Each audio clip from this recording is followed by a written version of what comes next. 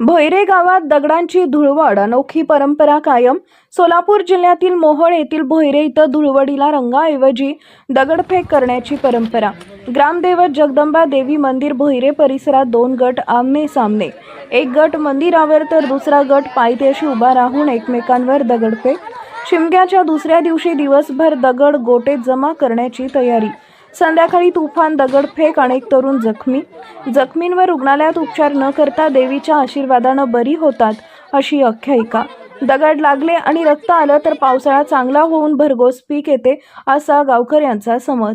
300 वर्षाची परंपरा, दरवर्षी मोठ्या उत्साहात आयोजन. यंदाही मोठ्या सहभागात दगडांची होळी पारंपरिक पद्धतीनं पार पडली. उत्सवातून श्रद्धा, धैर्य आणि सामूहिक एकजूट होते अशी गावकऱ्यांची माहिती.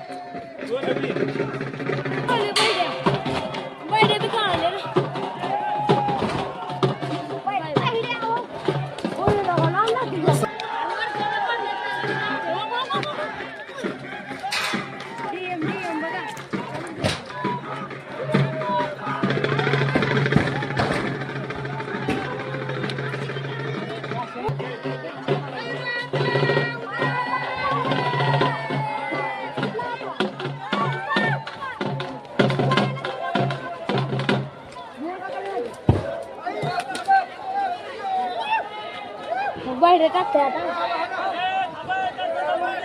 बाहेर टाकायला आता.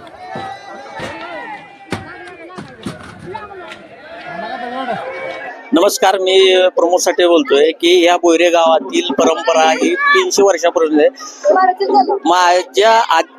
माझी वडीलधारी जी होती त्यांचीही वडीलधारी सांगायची की मी आमच्याही आधीपासून ही परंपरा आहे.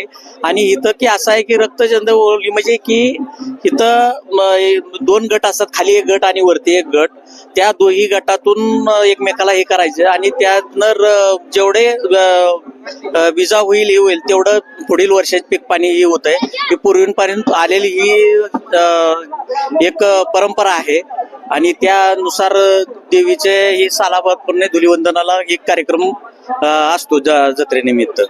कशा प्रकारे गावकरी सहभागी होतात आणि किती वर्षाची परंपरा आहे आणि काय काय होतं? गावकरी हे 300 वर्षाची परंपरा आहे आणि पूर्वजांनी हीच चालू केलेली. पूर्वजांनी 2 गटातून ही परंपरा चालू केलेली आहे.